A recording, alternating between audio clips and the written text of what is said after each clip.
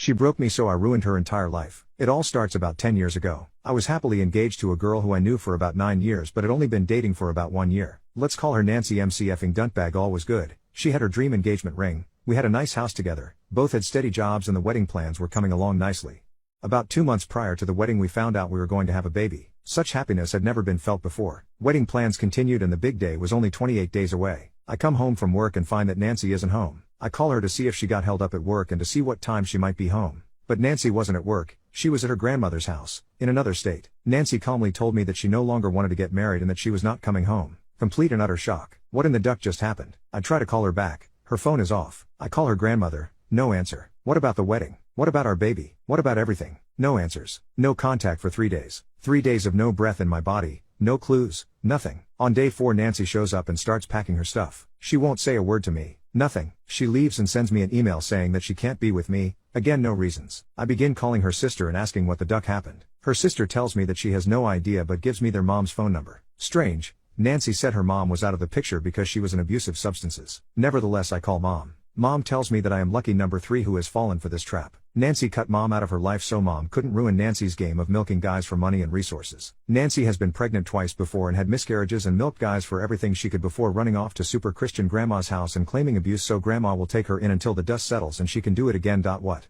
the duck? Weeks go by and still no contact with Nancy. I've lost 20 pounds and have been counseled at my job for poor work performance. My family is mad as duck. Family members lost money on travel plans to the wedding, and I am mortified. I lost all of the deposits on everything for the wedding since it was less than 30 days before it was cancelled. I'm piss broke. I check our joint bank account, negative $2,000. Duck. Guess I won't be paying the mortgage. I start to get my shot together and my sadness turns to rage. I had so much anger inside of me I actually had to scale it back a bit or I might have gone to prison. A month and a half after the split I get a text. I had a miscarriage. You stressed me out too much and my daughter is dead now. Daughter? I was having a daughter? You're blaming me for this? That's it. I'm going to unalive this witch. No. Wait. Take this witch apart at the seams. A few days of drinking get me over the hump of sadness again. Back to rage. Let's do this. Most of Nancy's shot was still at my house, which I have to walk away from because I can afford it. I start to pack it all up in order to get rid of it somehow. But I stumble upon a few things. Her resume and her checkbook to her personal bank account. I read her resume. It's all bullshit like everything else. I hop on the computer, create a new Yahoo email address and send a long letter to her corporate office telling them line by line how it's all lies.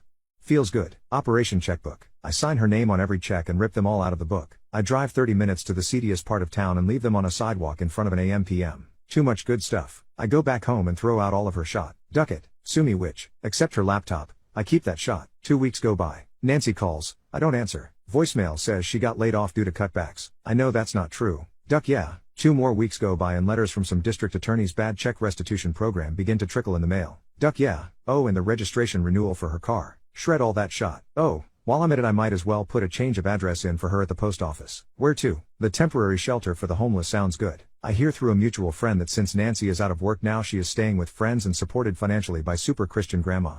Duck that. I hop on her laptop and make a new Yahoo email address that is only one number different from Nancy's real email. I email super Christian grandma a video of Nancy finger blasting herself that I had saved. I titled the email, "Hey grandma, check out this video I took of my job. I hope I uploaded it right. Duck yeah." Email reply. You are disgusting. I hope your new job pays well because I'm not supporting you if you act like that. Oh, damn. A 2-for-1 deal. Embarrassment and financial distress. Noise. Weeks go by and I get a call from Rent a Center. WTF? Oh, they want all of Nancy's furniture back. I had no idea it was rent to own shot. I tell them I don't have it. They argue and say she says in have it. I stick to my guns and tell them I do not have it and I don't know where it is. That night I burn it all in the yard. $4,200 owed. Zing. I find out that Nancy has a new job and as I am planning my next move I hear great news. Nancy has been arrested and is in jail for embezzlement. Apparently she had some money problems and stole $5,000 out of petty cash and got busted. Oh god, this is great. She ducked herself. Months go by with no updates, and then I hear from a friend that she was bailed out of jail by grandma after only a few days and ended up taking a plea bargain for a felony conviction and 3 years of probation along with restitution. Wrecked. I hang my hat and call it a day. I have gotten my revenge. I'll leave it there. Time to move on. A couple months later the phone rings. It's a repo company looking for info on where Nancy is because they are trying to repossess her car. Ha ha ha. Okay. One last nail in the coffin. I make a few calls and find the address where she is staying. I call the repo company back and give them the info. They thank me and say I am eligible for a $100 reward if they get the car back. No, thanks. This one's on me. Nancy is now a felon, jobless, and a single mom of a kid she recently had from some random guy.